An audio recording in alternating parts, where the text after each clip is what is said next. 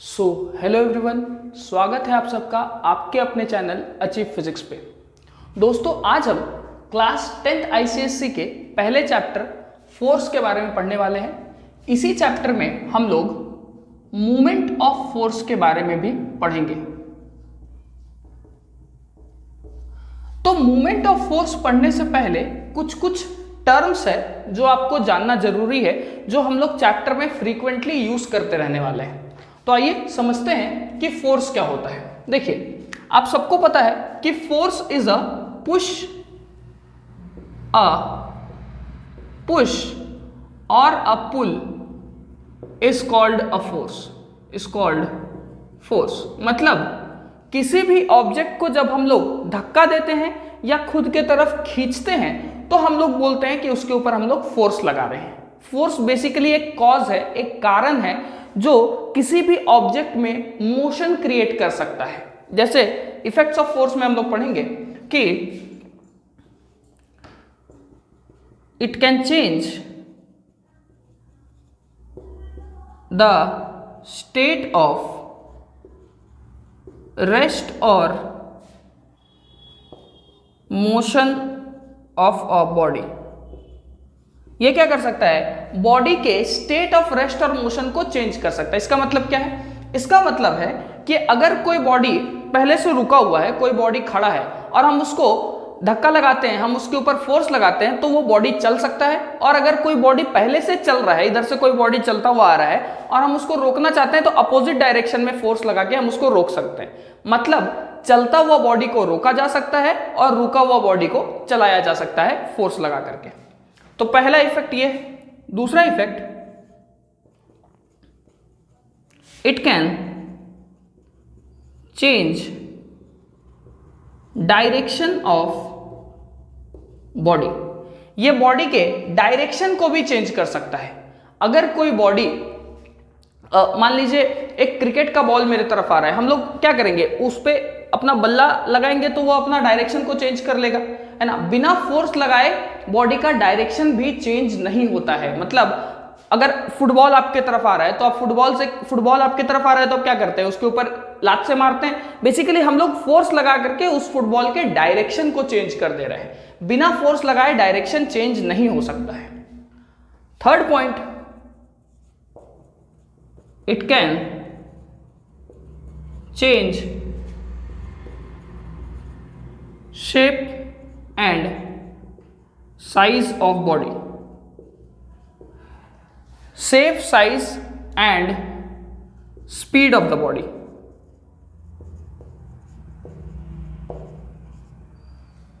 Force जो है वो बॉडी के शेप, साइज और स्पीड। मान लीजिए एक बॉडी है जो पहले से चल रहा है, ठीक है, आपका दोस्त साइकिल चला रहा है, आप जाकर के पीछे से उसको धक्का दे देंगे तो क्या उसका स्पीड बढ़ेगा? या फिर अगर आपका दोस्त उधर से साइकिल चला के आ रहा है, आपको उसको रोकना है, तो आप अपोजिट डायरेक्शन में फोर्स लगाएंगे तो क्या धीरे धीरे करके उसका स्पीड घटना शुरू हो जाएगा? तो मतलब फोर्स लगा करके ही हम लोग स्पीड को बढ़ा भी सकते हैं और स्पीड को घटा भी सकते हैं। दूसरा कि बॉडी का शेप और साइज भी चेंज हो सकता है। इसका मतलब क्या है कि आपके पास एक रबड़ बैंड है, आप रबड़ बैंड को खींच करके उसका शेप एंड साइज चेंज कर सकते हैं। क्या बिना खींचे हुए शेप एंड साइज चेंज हो सकता है? नहीं हो सकता।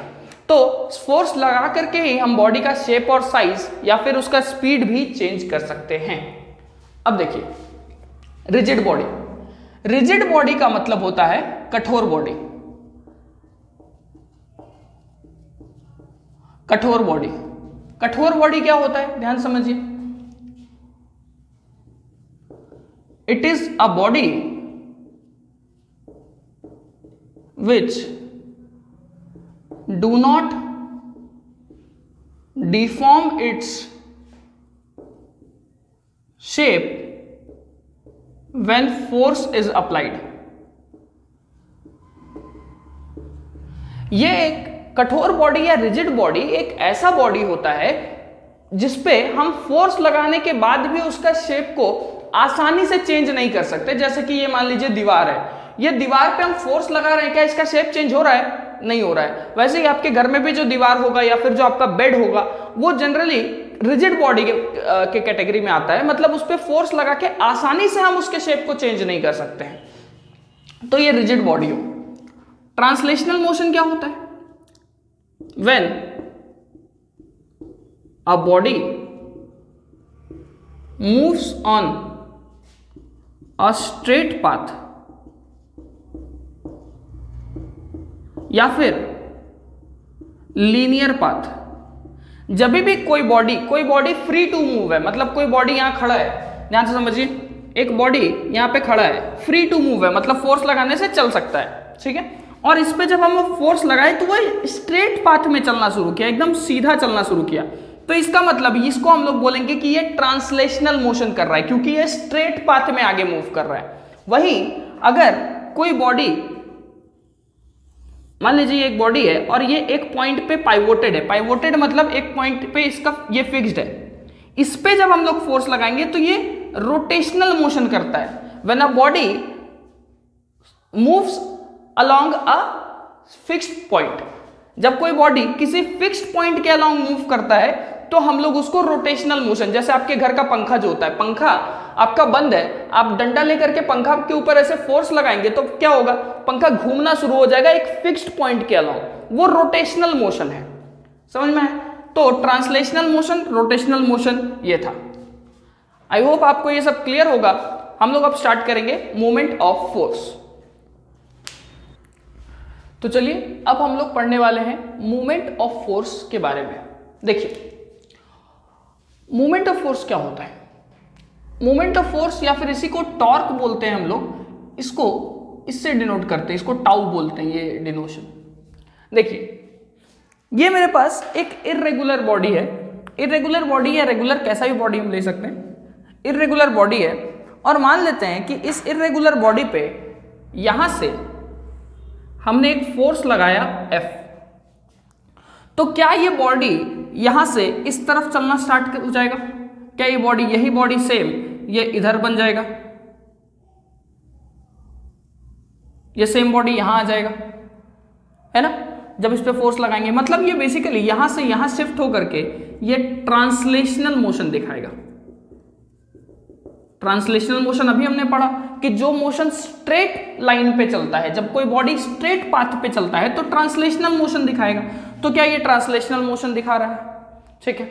अब देखिए अगर ये बॉडी, अगर इसी बॉडी को हम लोग एक फिक्स्ड पॉइंट पे हम लोग इसको पाइवोट कर दिए, मतलब इस पॉइंट पे हम इस पे कील ठोक दिए, फिक्स्ड पॉइंट हो गया ये, इसको हम लोग बोल सकते हैं पाइवोट पॉइंट, या फिर इसी को हम लोग बोलते हैं फिक्स्ड पॉइंट। मतलब इस पॉइंट पे हम लोग एक कील ला करके ठोक दिए, और अब जब इस बॉडी पे हम लोग फोर्स लगा रहे हैं तो क्या हम देख पाएंगे कि ये बॉडी इस डायरेक्शन में से घूमना स्टार्ट कर देगा इस पॉइंट के अलावा। ये पॉइंट तो यहाँ फिक्स हो गया, तो जब ये पॉइंट यहाँ फिक्स हो गया, अब इसके ऊपर जब हम लोग फोर्स लगाएंगे तो ये बॉडी इस डायरेक्शन में घूमना स्टार्ट कर देगा। जैसे कि मान लीजिए ये मेरे पास एक कॉपी है, इसको यहां पे हम फिक्स कर दिया, अब जब इसको फोर्स लगा रहे तो देखिए ये घूमना स्टार्ट कर दिया इस डायरेक्शन में। मतलब ये जब घूमेगा तो इसी को हम लोग बोलेंगे टर्निंग इफेक्ट ऑफ फोर्स। जब ये घूमता है तो इसको हम बोलते हैं turning effect of force. Force लगाने के कारण ये घूम रहा है। लेकिन अब जो बहुत इंपॉर्टेंट बात है वो ये है कि सिर्फ फोर्स लगा करके आप किसी बॉडी को घुमा नहीं सकते हैं। अगर आपको किसी बॉडी को घुमाना है तो उसमें आपको लगाना पड़ता है मूवमेंट ऑफ फोर्स।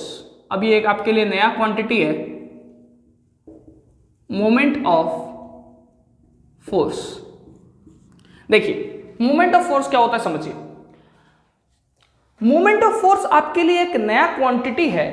अभी जैसे हम लोग अलग अलग क्वांटिटीज के बारे में पढ़ते थे, आज तक हम लोग फोर्स के बारे में पढ़े हैं, हम लोग एक्सेलरेशन के बारे में पढ़े हैं, वेलोसिटी के बारे में पढ़े हैं, ये सारा क्वांटिटीज है। वैसे एक नया क्वांटिटी आपके सामने आज एक इंट्रोड्यूस हो रहा है जिसको हम लोग बोलते हैं मूवमेंट ऑफ फोर्स। समझिए मूवमेंट ऑफ फोर्स क्या होता है। किसी भी बॉडी में अगर रोटेशन पैदा करना है, किसी भी बॉडी को अगर रोटेट करना है, किसी भी बॉडी को अगर एक फिक्स्ड पॉइंट के अलावा घुमाना है, तो आपको उसको क्या देना पड़ेगा, आपको उसको देना पड़ेगा मोमेंट ऑफ फोर्स या फिर टॉर्क। इसी को हम लोग टॉर्क भी बोलते हैं। किसी भी बॉडी को घुमाने के लिए हम सिर्फ फोर्स लगा करके बॉडी को नहीं घुमा सकते, आपको उसको मोमेंट ऑफ फोर्स देना पड़ेगा या फिर टॉर्क देना पड़ेगा। लेकिन सर ये होता क्या है मोमेंट ऑफ फोर्स? देखिए, मोमेंट ऑफ फोर्स का मतलब होता है it is the product of magnitude of force and perpendicular distance between line of force and pivot point। ध्यान से समझिएगा, जब ये बॉडी पे हम यहां फोर्स लगा रहे हैं ना, तो ये इसका लाइन ऑफ फोर्स है, मतलब इसी लाइन के अलोंग हम इसके ऊपर फोर्स लगा रहे हैं। तो ये लाइन जो है इसको हम लोग बोल देते हैं line of force. This is line of force. तो लाइन, ये बॉडी का ऊपर फोर्स लगा रहे हैं, फोर्स का वैल्यू F है और ये लाइन ऑफ फोर्स है। लाइन ऑफ फोर्स और पाइवोट पॉइंट के बीच में जो परपेंडिकुलर डिस्टेंस होगा, ये डिस्टेंस मान लेते हैं R। R जो है वो परपेंडिकुलर डिस्टेंस है किसके किसके बीच में? लाइन ऑफ फोर्स और पाइवोट पॉइंट के बीच में। ध्यान दीजिएगा कि ये जो R है ये फोर्स और पाइवोट पॉइंट के बीच का डिस्टेंस नहीं है, ये लाइन ऑफ फोर्स और पाइवोट पॉइंट के बीच का डिस्टेंस है। तो अगर आपको कभी भी मोमेंट ऑफ फोर्स निकालना है तो मोमेंट ऑफ फोर्स का जो फॉर्मूला बनेगा वो बनेगा magnitude of force into perpendicular distance.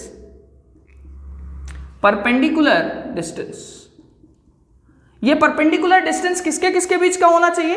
ये परपेंडिकुलर डिस्टेंस होगा line of force and pivot point. ये परपेंडिकुलर डिस्टेंस जो होगा वो लाइन ऑफ फोर्स और पाइवोट पॉइंट के बीच का डिस्टेंस होगा। अब देखिए, किसी भी बॉडी को घुमाने के लिए मैंने कहा कि आपको मोमेंट ऑफ फोर्स देना पड़ेगा, मतलब force into distance, perpendicular distance का प्रोडक्ट। जब दोनों को मल्टीप्लाई करेंगे तो इन दोनों का जो प्रोडक्ट होगा वो आपको लगाना पड़ेगा किसी भी बॉडी में घुमाव पैदा करने के लिए, किसी भी बॉडी में रोटेशन पैदा करने के लिए। अगर हम लोग को किसी भी बॉडी के अंदर रोटेशन पैदा करना है, ध्यान से बात को समझिए। देखिए, मान लीजिए ये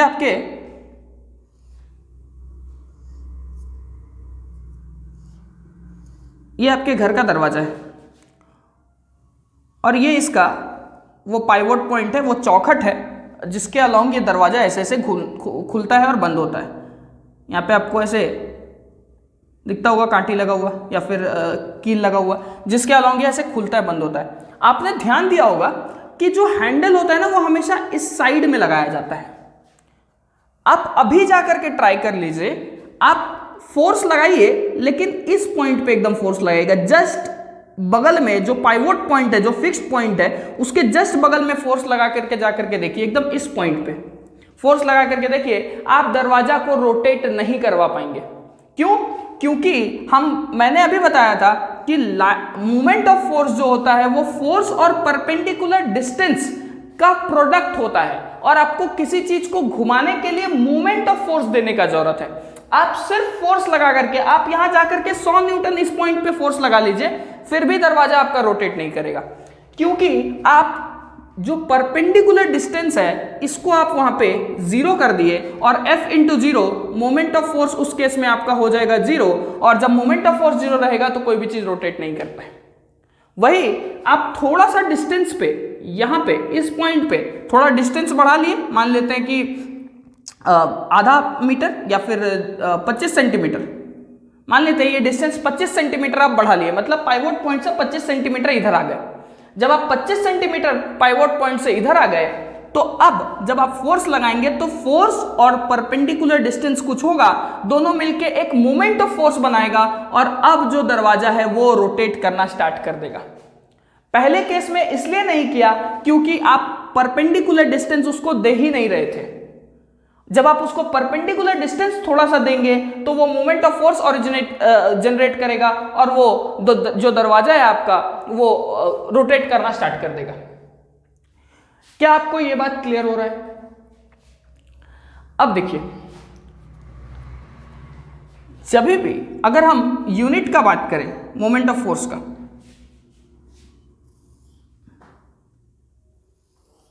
अगर हम बात करें unit of moment of force, तो देखिए मोमेंट ऑफ फोर्स का फॉर्मूला क्या है? Moment of force is equal to force into perpendicular distance, force into perpendicular distance. ध्यान से समझिएगा, अगर हम यूनिट का बात करें तो फोर्स का यूनिट हो जाएगा न्यूटन और परपेंडिकुलर डिस्टेंस का मीटर। तो न्यूटन मीटर हो जाएगा इसका एसआई यूनिट, और अगर सीजीएस यूनिट का बात करें तो फोर्स का हो जाएगा डाइन और मीटर का हो जाएगा सेंटीमीटर। ये हो जाएगा सीजीएस यूनिट। अगर हम एसआई यूनिट का बात करेंगे तो होगा न्यूटन मीटर, और सीजीएस यूनिट का बात करेंगे तो होगा डाइन सेंटीमीटर, क्योंकि फोर्स का एसआई यूनिट सीजीएस यूनिट होता है डाइन और डिस्टेंस का एसआई यूनिट होता है सेंटीमीटर। अगर हम रिलेशन बिटवीन द यूनिट्स का बात करें,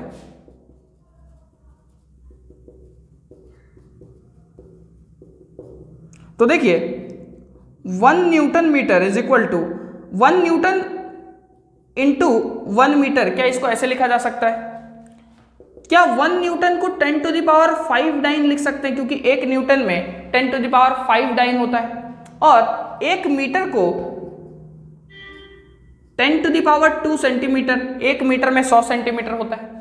जब बेस सेम होगा तो 10 to the power 5 plus 2 dyne centimetre ये बन जाएगा।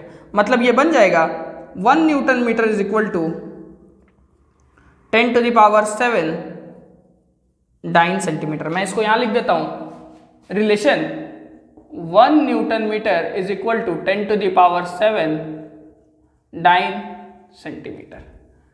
ये हो गया एसआई और सीजीएस यूनिट के बीच का रिलेशन। ये था आपका मोमेंट ऑफ फोर्स, जिसको हम लोग टॉर्क भी बोलते हैं। अब देखिए, ये एक इंपॉर्टेंट पॉइंट है हमारे पास।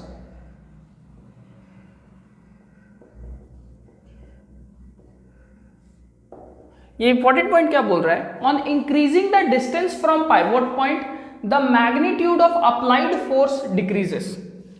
चलिए इस बात को समझते हैं एक एग्जाम्पल से।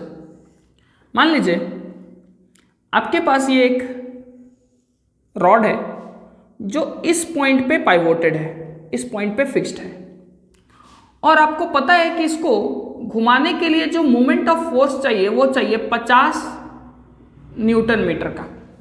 इसको घुमाने के लिए जो आपको मोमेंट ऑफ फोर्स चाहिए वो चाहिए आपको 50 न्यूटन मीटर का। अब देखिए, अगर मैं इस पे 1 मीटर के डिस्टेंस पे फोर्स लगा देता हूं, 1 मीटर पे अगर हम फोर्स लगा दें तो चाहिए तो मेरे को कितना? 50 न्यूटन मीटर। तो 50 न्यूटन मीटर को पूरा करने के लिए फोर्स यहां पे कितना लगाना पड़ेगा? 50 फोर्स इंटू डिस्टेंस 1, तब जाकर के 50 न्यूटन मीटर पूरा होगा। पहला केस, केस 1, पहला केस कि अगर 1 मीटर पे फोर्स लगाएंगे तो 50 न्यूटन का फोर्स लगाना पड़ेगा।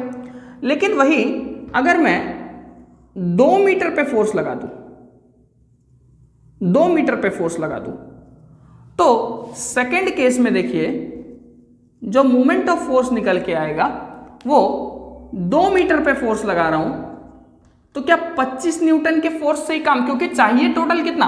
50 न्यूटन मीटर, तो 25 इंटू 2 50 न्यूटन मीटर बना देगा। इसको मतलब है कि बस मेरे को 50 न्यूटन मीटर का टॉर्क मिल जाए, 50 न्यूटन मीटर का मोमेंट ऑफ फोर्स मिल जाए और हम घूम जाए। अब हम 50 न्यूटन मीटर कैसे देते हैं वो मेरे ऊपर है। तो हम चाहें तो 1 मीटर पे 50 न्यूटन का फोर्स लगा के दे सकते हैं, हम चाहें तो 2 मीटर पे 25 न्यूटन का फोर्स लगा के दे सकते हैं, हम चाहें तो 5 मीटर पे, अब बताइए 5 मीटर पे कितना लगाना पड़ेगा? बस 10 न्यूटन का फोर्स लगाना पड़ेगा, 50 हो जाएगा, क्योंकि इसको तो बस 50 न्यूटन मीटर पूरने से मतलब है। 50 न्यूटन मीटर हम कैसे भी उसको पूरा दें, चाहे हम 25 इंटू 2 करके पुराएं, 10 इंटू 5 करके पुराएं, ये वाला फोर्स है आपका। देखिए अगर हम 10 मीटर के डिस्टेंस पे लगाते हैं फोर्स, तो आप देखिए डिस्टेंस है 10 मीटर, तो बस 5 ही न्यूटन का फोर्स लगाना पड़ेगा, 50 न्यूटन मीटर हो जाएगा, ये हो जाएगा। तो आपको ये समझ में आ रहा होगा कि जैसे जैसे आप डिस्टेंस को बढ़ा रहे हैं, आपको ये समझ में आया होगा कि जैसे जैसे आप डिस्टेंस को बढ़ाइएगा पाइवोट पॉइंट से, आपका जो फोर्स है वो कम होने लग जाएगा। ये बहुत इंपॉर्टेंट कॉन्सेप्ट है रीजनिंग क्वेश्चंस के पॉइंट ऑफ व्यू से। इसके बेसिस पे बहुत सारा रीजनिंग क्वेश्चंस पूछा जाता है। जैसे कि आप देखे होंगे वो चक्की होता है एक पीसने वाला, वो कुछ इस प्रकार का दिखता है। इसके एकदम साइड में हैंडल लगाया जाता है, इसका पाइवोट पॉइंट यहां होता है लेकिन हैंडल एकदम साइड में लगाया जाता है। क्यों? क्योंकि हम डिस्टेंस को बढ़ा रहे हैं, जितना ज्यादा डिस्टेंस होगा उतना कम फोर्स लगाना पड़ेगा। वही लिखा हुआ है यहाँ पे, on increasing the distance from pivot point magnitude of applied force decreases. जैसे जैसे हम डिस्टेंस को बढ़ाते चल जाएंगे, आप देख रहे हैं यहाँ पे पहले 1 मीटर था तो फोर्स बहुत ज्यादा लग रहा था, 2 मीटर फोर्स कम हो गया, 5 मीटर फोर्स और कम हो गया, 10 मीटर फोर्स बहुत कम हो गया। जितना हम डिस्टेंस को बढ़ाते चल जाएंगे उतना ही फोर्स कम होता चला जाएगा, उतना ही कम फोर्स में उतने ही इजीली हम किसी भी चीज को घुमा सकते हैं। जैसे दरवाजे के केस में, हमारे घर में जो दरवाजा होता है आप देखेंगे कि हमेशा इस पॉइंट पे लगा होता है आपका हैंडल, वो कभी बीच में क्यों नहीं लगाता है? क्योंकि यहाँ पे डिस्टेंस कम है, ज्यादा बिना मतलब का ज्यादा फोर्स लगाना पड़ेगा। तो जब हम, मेरे पास ऑप्शन है कि हम फोर्स कम कर सकते हैं तो डेफिनेटली हम दूर में लगाएंगे, ताकि यहाँ पे फोर्स लगाने पे कम फोर्स में ही घूम जाएगा। बिना मतलब का फोर्स वेस्ट करने का जरूरत नहीं है, हम लोग को एनर्जी वेस्ट करने का जरूरत नहीं है। क्या ये बात आपको क्लियर है? ये बहुत इंपॉर्टेंट पॉइंट था। तो चलिए अब हम लोग आगे बढ़ते हैं मूवमेंट ऑफ कपल के तरफ। देखिए पहले हम लोग समझते हैं कि कपल क्या होता है। कपल का मतलब होता है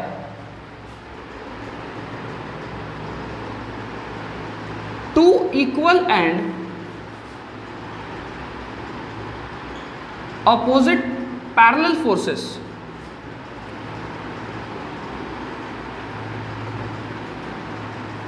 acting along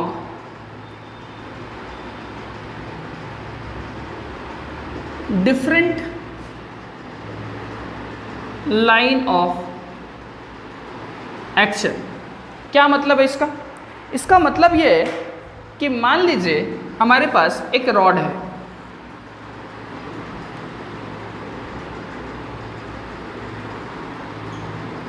मान लीजिए हमारे पास एक रॉड है और ये रॉड एकदम बीचों बीच यहाँ से पाइवोटेड है, मतलब यहाँ पे इसको फिक्स कर दिया गया है, यहाँ पे रख करके इस पे कील ठोक दिया गया है। तो अब इस रॉड पे यहाँ से एक फोर्स लग रहा है F1 और यहाँ से इस पे एक फोर्स लग रहा है F2। आप ध्यान से देखिए कि यहाँ क्या लिखा हुआ है, two equal and opposite parallel forces. इसका मतलब कि दोनों फोर्सेस का मैग्नीट्यूड इक्वल है। अगर F1 जो है वो 10 न्यूटन का होगा तो F2 भी 10 न्यूटन का ही होगा। अगर F1 20 न्यूटन का होगा तो F2 भी 20 न्यूटन का ही होगा। इक्वल है दोनों और दोनों का डायरेक्शन अपोजिट है, ये डाउनवर्ड लग रहा है, ये अपवर्ड लग रहा है, ठीक है। और दोनों पैरेलल भी है, देख लीजिए दोनों फोर्सेस एक दूसरे के पैरेलल है।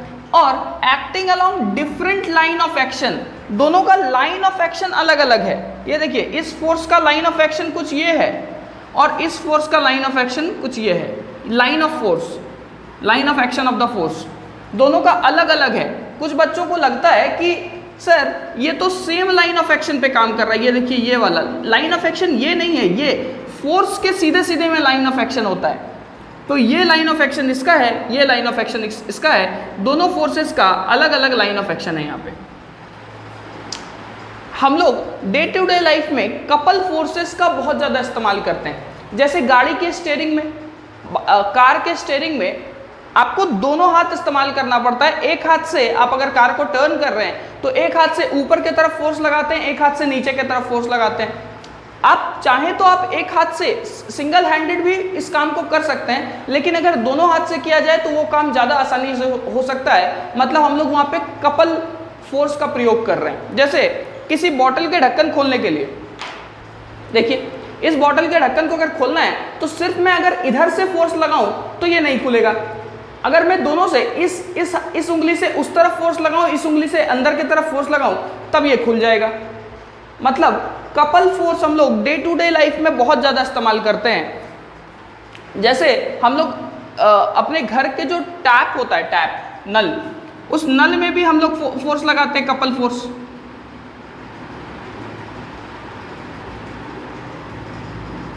इस पे एक उंगली से आप उधर फोर्स लगाते हैं, एक उंगली से आप इधर फोर्स लगाते हैं, तब जाकर के ये खुलता है। तो these are the example of couple. ये काम को आसान कर देता है। तो two equal and opposite parallel forces acting along different line of actions, दोनों फोर्सेस इक्वल है, मतलब हम बोल सकते हैं कि F1 is equal to F2 is equal to, दोनों को मिला करके F लिख सकते हैं हम लोग, क्योंकि दोनों का मैग्नीट्यूड सेम है और डायरेक्शन दोनों का अपोजिट है, एक ऊपर एक नीचे है और अलग अलग लाइन ऑफ एक्शन पे जो काम करता है उसी को हम लोग कपल बोलते हैं। अब यहाँ पे बात आता है मूवमेंट ऑफ कपल का, कि सर कपल तो समझ आ गया, मूवमेंट ऑफ कपल क्या होता है।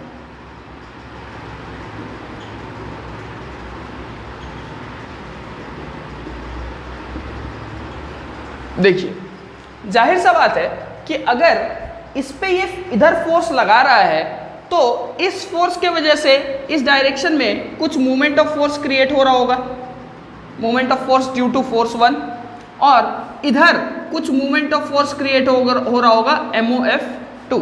हम मान लेते हैं ये वाला डिस्टेंस है R1, मतलब इस फोर्स से पाइवोट पॉइंट का डिस्टेंस R1 है और इस फोर्स से पाइवोट पॉइंट का डिस्टेंस है R2। तो क्या ये फोर्स इस रॉड को नीचे ऐसे घुमाने की कोशिश कर रहा होगा और ये वाला फोर्स इसको ऊपर ले जाने की कोशिश कर रहा होगा, मतलब दोनों फोर्सेस कुछ ना कुछ घुमाव पैदा करने का कोशिश कर रहा है इस रॉड में। तो अगर हमको मूवमेंट ऑफ कपल निकालना है तो हम इन दोनों मूवमेंट ऑफ फोर्स का सम निकाल देंगे, क्योंकि दो मूवमेंट ऑफ फोर्स लग रहा है। तो movement of couple equals to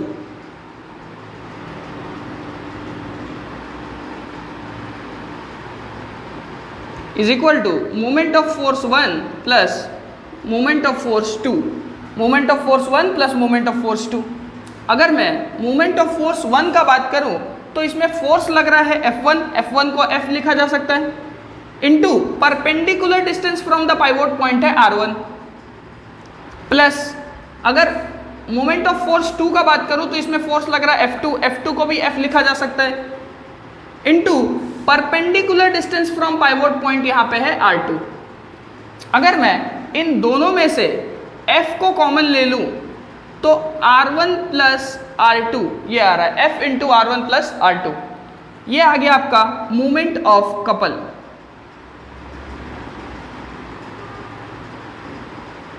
अगर आप ध्यान दें तो ये बोलना क्या चाह रहा है, मूवमेंट ऑफ कपल का फॉर्मूला क्या आया, ये बोल रहा है मोमेंट ऑफ कपल इज कोई भी एक फोर्स, दोनों में से, दोनों फोर्सेस F है, ये भी F है, ये भी F है, तो कोई भी दोनों में से एक फोर्स इनटू दो फोर्सेस के बीच का डिस्टेंस को हम लोग मोमेंट ऑफ कपल बोलते हैं। It is the product of, हम लोग लिख सकते हैं कि moment of force, moment of couple जो होता है, it is the product of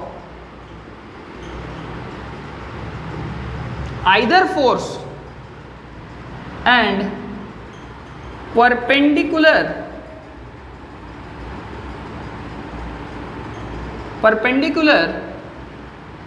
distance between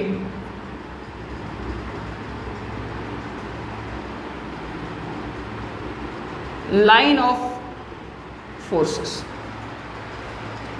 line of forces के बीच का परपेंडिकुलर डिस्टेंस इनटू दोनों में से कोई भी एक फोर्स, क्योंकि दोनों फोर्स का मैग्नीट्यूड सेम है। तो मतलब बात साफ है कि अगर मैं मोमेंट ऑफ कपल के बारे में बताऊं तो यहाँ पे मोमेंट ऑफ कपल हो जाएगा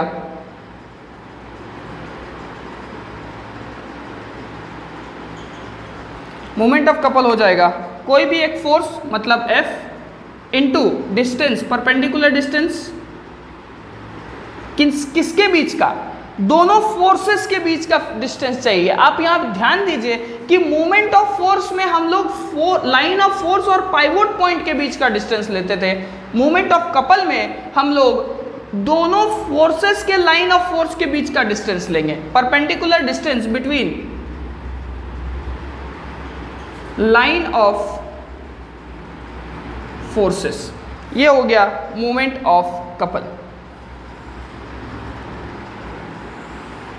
ये हो गया मोमेंट ऑफ कपल, नोट कर लीजिए। तो चलिए आगे बढ़ते हैं इक्विलिब्रियम ऑफ बॉडीज के ऊपर। देखिए इक्विलिब्रियम ऑफ बॉडीज क्या होता है, when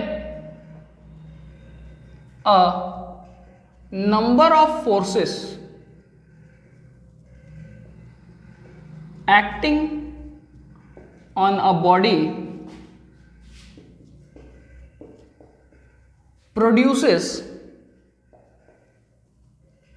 no change in its state of rest or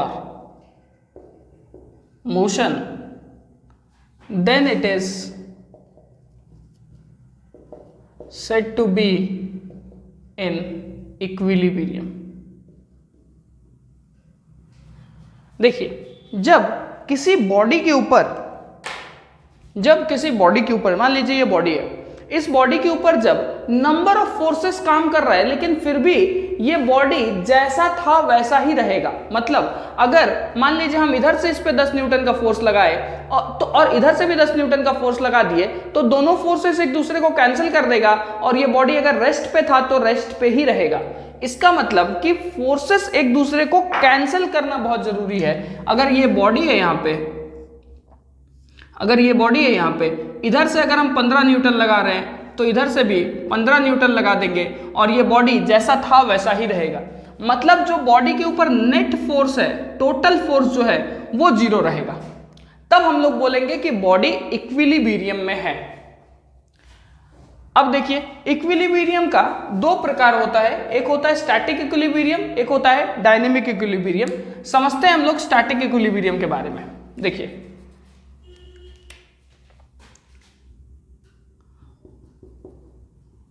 when the body remains in its state of rest under the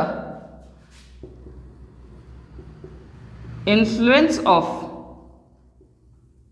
several forces। Static equilibrium का मतलब होता है कि जब when a body remains in state of rest under influence of several forces, मतलब जब body के ऊपर कुछ फोर्सेस लग रहा हो, अभी हमने एग्जांपल लिया था, जब बॉडी के ऊपर मान लेते हैं इधर 10 न्यूटन का फोर्स लग रहा है और इधर से भी 5 न्यूटन और 5 न्यूटन 10 न्यूटन का टोटल फोर्स लग रहा है। मतलब नेट फोर्स बॉडी के ऊपर कितना है 0। इधर से 10 और इधर से भी 5 मिला के 10, मतलब F नेट कितना है 0। तो बॉडी किस पे रहेगा, रेस्ट पे। मतलब फोर्सेस लगने के बाद भी, कुछ फोर्सेस लगने के बाद भी बॉडी अगर रेस्ट पे ही है, पहले भी रेस्ट पे था और फोर्सेस लगने के बाद भी बॉडी अगर रुका हुआ है, रेस्ट पे है, तो हम लोग इसको बोलेंगे स्टैटिक इक्विलिब्रियम का केस है।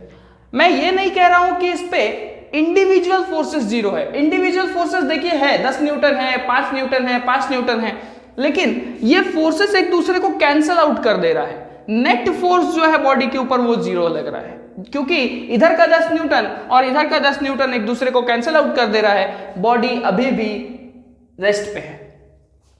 यही अगर मैं डायनेमिक इक्विलिब्रियम की बात करूं तो डायनेमिक इक्विलिब्रियम में when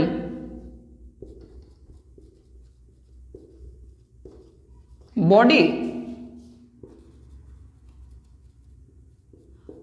remains in its state of When body remains in its state of uniform motion,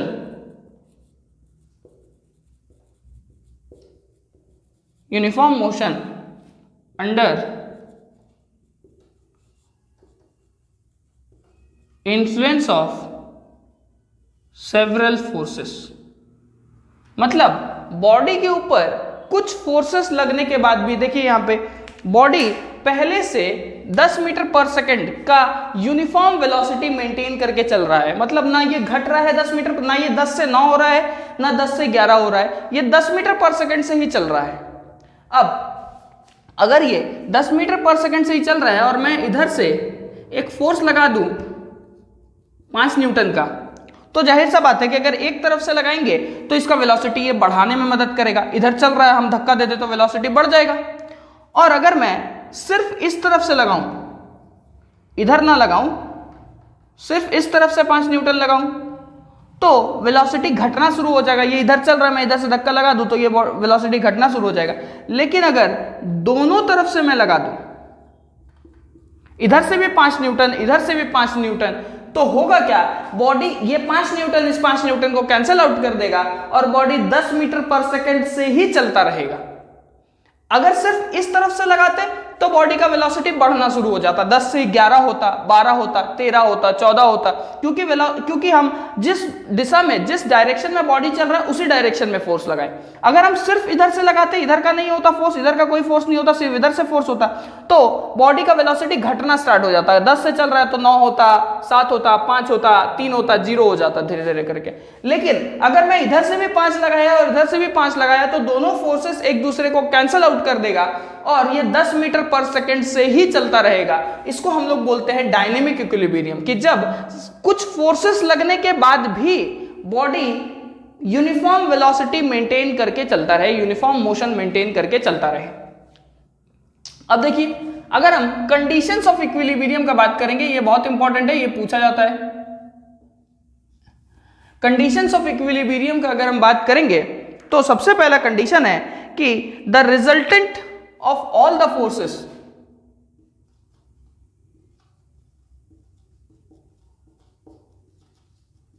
the resultant of all forces on the body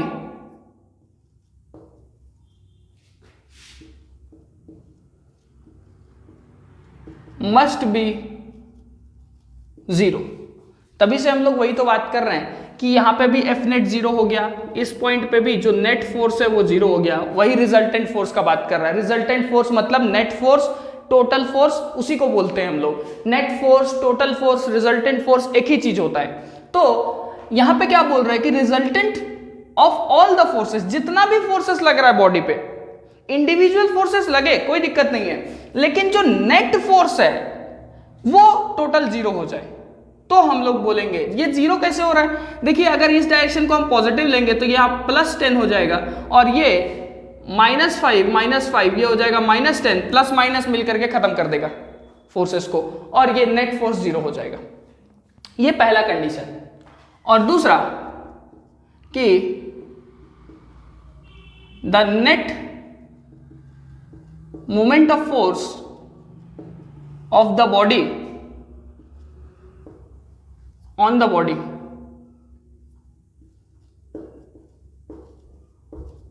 body along a fixed point must be 0। इसका क्या मतलब है, इसका मतलब यह है कि मान लीजिए वो बॉडी रोटेट, अभी तो बॉडी यहां रोटेट नहीं करवा रहे थे, लेकिन मान लीजिए कि बॉडी रोटेट होने वाला है, फोर्स लगेगा तो मोमेंट ऑफ फोर्स क्रिएट होगा, मोमेंट ऑफ फोर्स क्रिएट होगा तो बॉडी रोटेट करेगा। तो मान लीजिए ये बॉडी यहां से पाइवोटेड है और ये रोटेट करना चाहता है, तो ये क्या बोल रहा है कि अगर इस बॉडी को इक्विलिब्रियम में रखना है तो इधर से जितना फोर्स लग रहा है, फोर्स इधर से जो फोर्स लग रहा होगा वो कुछ मूवमेंट ऑफ फोर्स क्रिएट किया होगा और इधर से जो फोर्स लग रहा होगा वो कुछ मूवमेंट ऑफ फोर्स क्रिएट किया होगा। ये बोल रहा है कि the net movement of force on the body along a fixed point must be 0। मतलब जो टोटल मूवमेंट ऑफ फोर्स होना चाहिए बॉडी के ऊपर वो 0 होना चाहिए, ताकि बॉडी रोटेट ना कर सके, इक्विलिब्रियम कंडीशन में रहे, स्टेबल कंडीशन में रहे। अगर इधर का मूवमेंट ऑफ फोर्स ज्यादा होगा तो ये ऐसे रोटेट करने लगेगा, इधर का मूवमेंट ऑफ फोर्स ज्यादा होगा तो ये ऐसे रोटेट करने लगेगा। लेकिन अगर दोनों का मूवमेंट ऑफ फोर्स इक्वल होगा तो ये बॉडी रोटेट नहीं करेगा। तो सर क्या दोनों फोर्सेस इक्वल कर देंगे तो मूवमेंट ऑफ फोर्स इक्वल हो जाएगा? नहीं, क्योंकि मूवमेंट ऑफ फोर्स डिस्टेंस पे भी तो निर्भर करता है। अब आप कुछ भी कीजिए, उससे कुछ लेना देना नहीं है, फोर्स इक्वल हो ना हो, डिस्टेंस इक्वल हो ना हो, मूवमेंट ऑफ फोर्स इक्वल होना चाहिए, बात खत्म। दोनों तरफ का ये जो MOF1 है, अगर आप इस बॉडी को इक्विलिब्रियम में देखना चाहते हैं, अगर आप इस बॉडी को इक्विलिब्रियम मतलब स्टेबल में देखना चाहते हैं, तो मूवमेंट ऑफ फोर्स 1